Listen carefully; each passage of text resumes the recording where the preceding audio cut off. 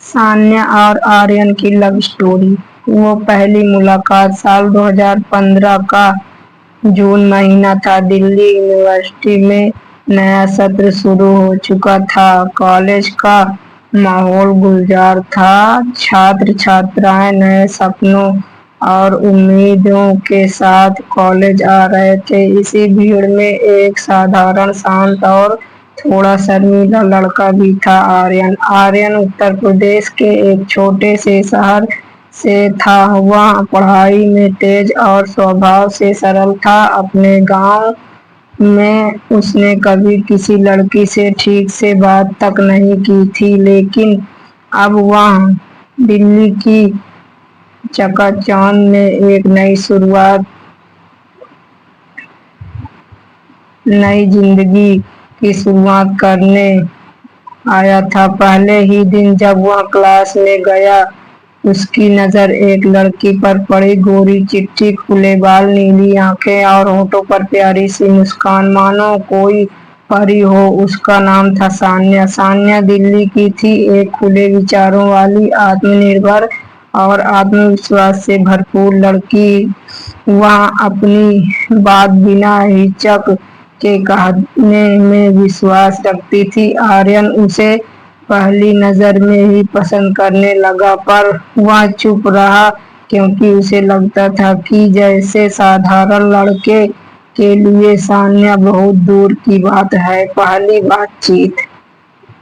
कुछ हफ्तों बाद एक प्रोजेक्ट असाइनमेंट के दौरान प्रोफेसर ने आर्यन और सान्या को एक ही टीम में डाल दिया। आर्यन की घबराहट साफ दिख रही थी, लेकिन सान्या के हंसते हुए कहा, हाय, मैं सान्या और तुम आर्यन। उसने धीमे से जवाब दिया, ओह अच्छा, मुझे लगता है तुम इंट्रोवर्ट हो, लेकिन कोई बात नहीं, काम में अच्छे होना। आर्यन मुस्कुराते हुए सिर हिलाया। धीरे धीरे दोनों साथ प्रोजेक्ट पर काम करने लगे और उनके बीच बातचीत शुरू हो गई। आर्यन को सान्या की बेकाबी का सादगी बहुत पसंद आने लगी, जबकि सान्या को आर्यन शांत स्वभाव और ईमानदारी प्रभावित कर गई। दोस्ती से आगे। एक महीने में दोनों अच्छे दोस्त बन चुके थे। कॉलेज में अब लोग उन्हें साथ में देखने के आदी हो चुके थे। वे लाइब्रेरी में साथ पढ़ते, कैंटीन में साथ बैठते और कभी-कभी कॉलेज के बाहर भी मिलते।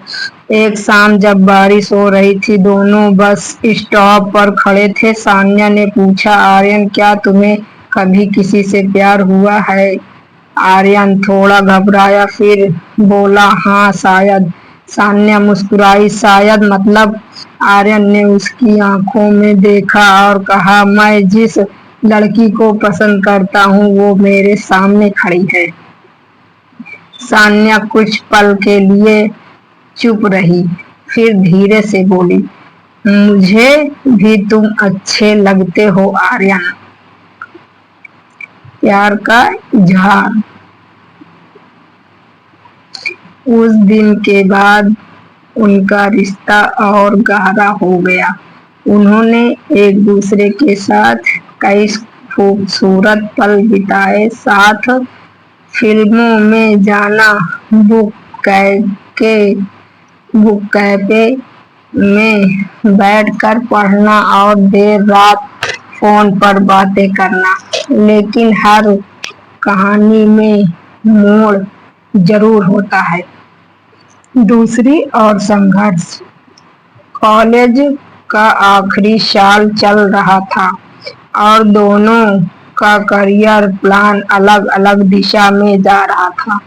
आर्यन ने सरकारी सेवा की तैयारी शुरू कर दी थी, जबकि सान्या विदेश में मास्टर करना चाहती थी। यह सोचकर दोनों के मन में चिंता बढ़ने लगी। एक दिन सान्या ने कहा, आर्यन, अगर मैं विदेश चली गई तो हमारा रिश्ता रहेगा? आर्यन ने कहा, अगर प्यार सच्चा है तो फासले मायने नहीं रखते। सान्या ने उसकी आंखों में देखा और मुस्कुरा दी, लेकिन उसके मन में संशय था। बिछड़ने का वक्त।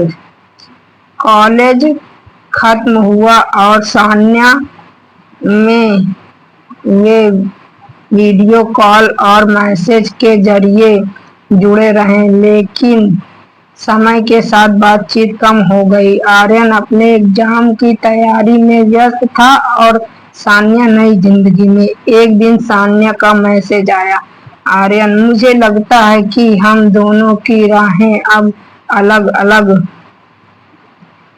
हो चुकी है। मैं तुम्हारे करियर में रुकावट नहीं बनना चाहती और खुद भी एक नई दुनिया में हूँ। आर्यन को ये पढ़कर बहुत गहरा धक्का लगा। उसने जवाब दिया, बस खुद को पढ़ाई में झोंक दिया। फिर से मुलाकात। 3 साल बीत गए। आर्यन अब एक IAS ऑफिसर बन चुका था और उत्तराखंड में पोस्टेड था। एक दिन किसी सरकारी इवेंट में वह गया जहां एक खास स्पीकर को बुलाया गया था, डॉक्टर सान्या मल्होत्रा। मंच पर उसे देखकर आर्यन की आंखों में चमक लौट आई। कार्यक्रम के बाद सान्या खुद उससे मिलने आई। तुम वाकई बहुत बदल गए हो आर्यन।